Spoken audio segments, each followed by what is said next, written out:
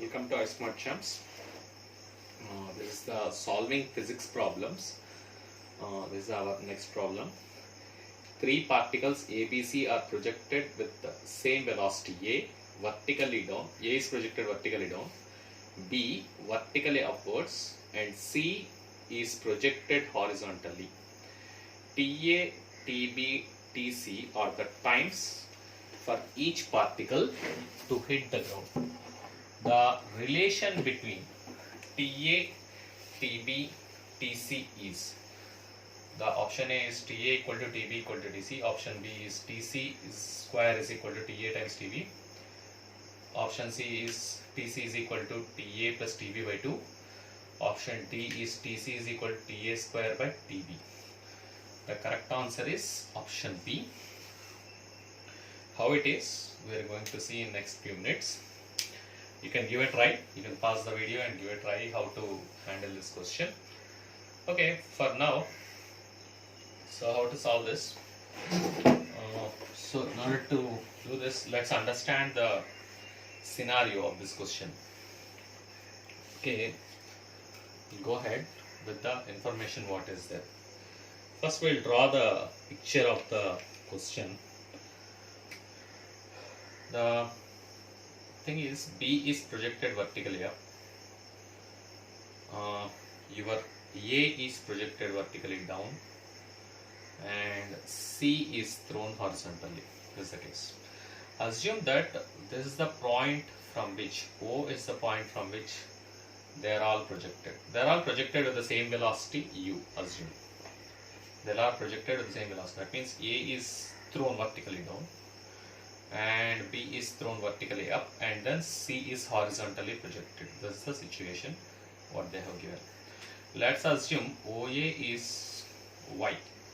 OA, the projection what is down is OA is Y.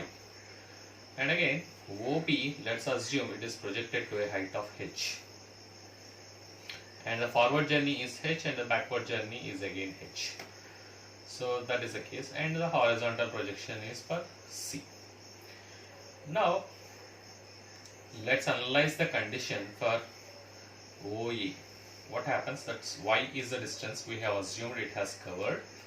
So I can write the equation using S equal to UT plus half AT square. So Y can be written as U into, it takes a time TA to hit the ground. So we will write UTA, and the ball or a particle which is hit back to the ground is affected by the gravity. So the acceleration due to gravity come into the picture, half AT square. So half G TA square. This is what we get.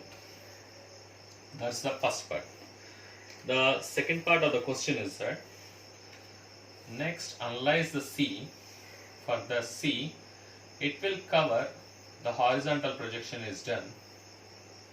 The horizontal component of velocity is unaffected by the gravity. The vertical component is affected by the gravity. And we need to know how much distance the C will cover in Y direction. In Y direction, of course, it covers only Y is the distance. This is the point, this is the ground, so the distance is Y. So for C also, Y is equal to half G TC square. This is for the particle C, that is the horizontal projection. You can watch the video, earlier video of horizontal projection to see this, how it is half G TC square. TC is the time of flight of the projectile which is projected in the horizontal direction. Okay. Now half G TC square, and because the Y component of velocity is 0, it is projected horizontally. The initial Y component of velocity is 0 because it is projected horizontally. So if it is not, it's not vertical projection, it is horizontal projection. Horizontally it is projected with the velocity U. So there is no Y component, so half G TC square. This is the next part. Now observe this one, 0 to B, that is the height H for the particle B. So it went up to the height H and returns back to this height, and returns back to this point, and again from this point it has to travel here. So O to TA will be the time of TA, assume that the time it takes to reach this point B is t, and from this point to this point it will be t once again, because time of ascent equal to time of descent. And we know from the conservation of energy it is projected, the particle B is projected with the velocity u, and when it returns back to the same point it will be having the same velocity u because of the conservation of energy. So from this point it will reach to the ground in time Ta itself. This is the point what we have to remember. So the total time of journey, that is from this point to this point, and from this point, that means O to B, from B to A.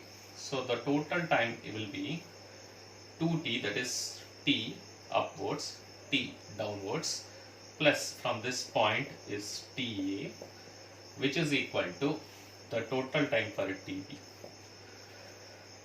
The total time is Tb to hit the ground. So the T factor is Tb minus Ta by 2. This is the most important conclusion what we need to understand. Now after this, hope you understood. From this point to this point it is t, and from this point to this point is again t, because time of ascent equal to time of descent. And now because of conservation of energy it is projected with the velocity u, and when it reaches the same point it will be having the same velocity u, and from this point it will fall down with the time ta. And now this is t plus t, that is 2t plus ta should be equal to the total time of journey tb. So hope you understood this funda. Now after this what I have to do is I got to make a relation for the height h, and it's what I'm going to do is I want to substitute what is u by making somehow the relation in h. H for the upward journey is ut minus half gt square for the upward journey. And when it comes downwards, at the highest point the velocity is 0. Since the velocity is 0 at the highest point, the initial velocity is 0 for the return journey. So this h for the return journey up to this point, that is BO. OB we have written, and BO will be ut. This time u is 0, this point is 0, and again when it comes back this will be half gt square. So these two can be equated, ut minus half gt square. Let's equate these two. I get a scenario. This half gt square can be transported here, so I can write gt square is equal to ut, u is equal to gt. This is a simple, very simple equation I got. I got a simple scenario, u equal to gt simply. And now what is t? Tb minus Ta by 2. This is what I had to plug in here. When I plug in, almost my job is done. I had to plug in here and then equate these two. That's all I had to do. Now, so when I plug in there, so I get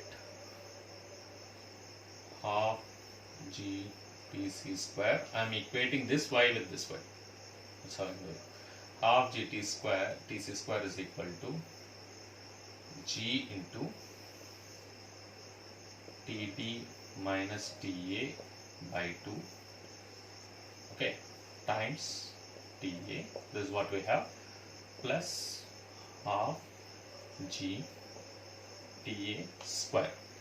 So we can cancel g by 2 on either side. G by 2 is cancelled on either side. So we can see tc square is equal to tb into ta, ta into tb minus ta square plus ta square. Ta square gone.